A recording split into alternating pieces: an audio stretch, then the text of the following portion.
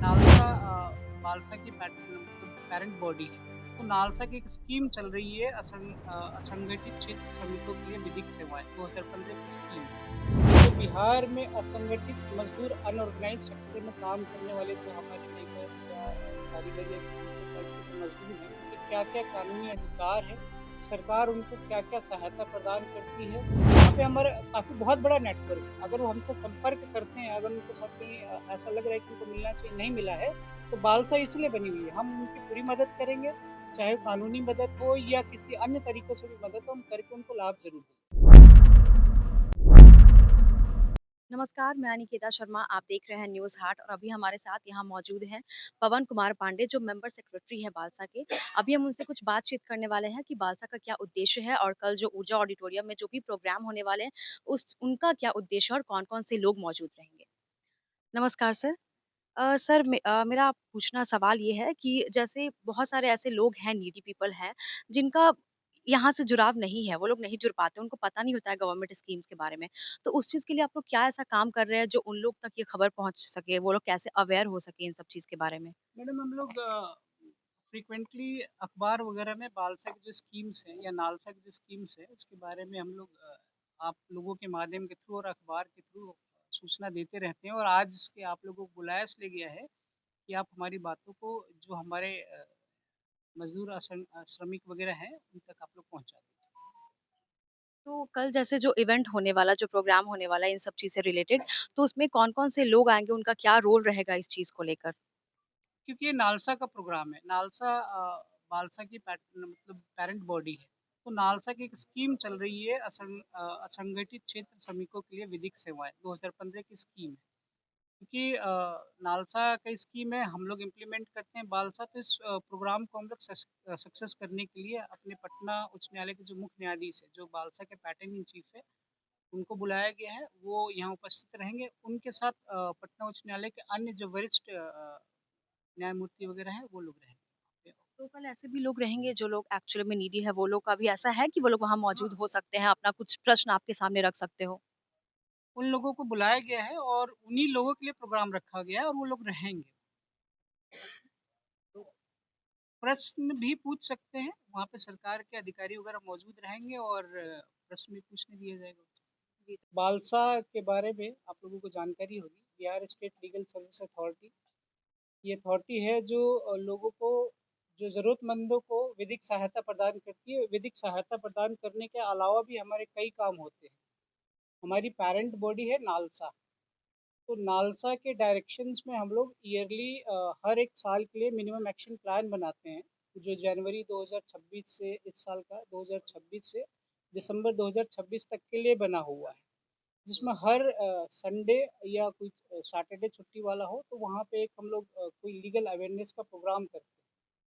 Coming Sunday 22 फरवरी को हमारे माननीय उच्च न्यायालय के जो मुख्य न्यायाधीश हैं, उनके निर्देश के अनुसार कल एक हम लोग जो बिहार में असंगठित मजदूर है, उनसे संबंधित अवेयरनेस प्रोग्राम हम लोग ऊर्जा ऑडिटोरियम में कल कर रहे हैं। 10:30 बजे से प्रोग्राम स्टार्ट है और उस प्रोग्राम का मुख्य उद्देश्य ये है, उन लोगों को ये बताना है कि जो बिहार में असंगठित मजदूर अनऑर्गेनाइज सेक्टर में काम करने वाले जो हमारे लेबर या कारीगर या जो दूसरे टाइप के जो मजदूर हैं, उनके क्या-क्या कानूनी अधिकार हैं, सरकार उनको क्या-क्या सहायता प्रदान करती है, किसी घटना की स्थिति में या मृत्यु की स्थिति में या उनके रोजगार को बढ़ाने की स्थिति के लिए सरकार कैसी-कैसी योजनाएँ चला रही हैं, जिसके ऊपर हम लोग मेगा इवेंट कर रहे हैं।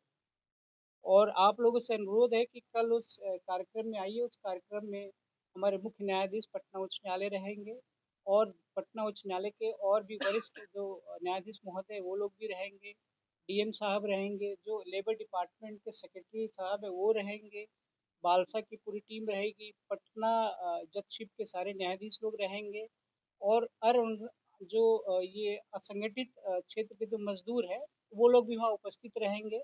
वहाँ पे जो मजदूर या जो कारीगरी जो कामगार वगैरह आएँगे, उनको वहाँ पे सरकार द्वारा जो कुछ बेनिफिट दिया जाता है, उसका भी हम लोग कल उनको लाभ प्रदान करेंगे।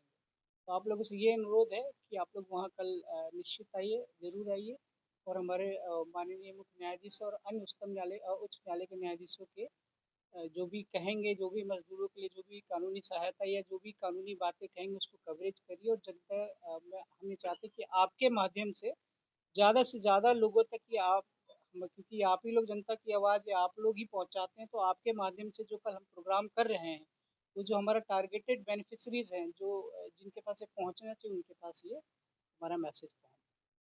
Thank you so much.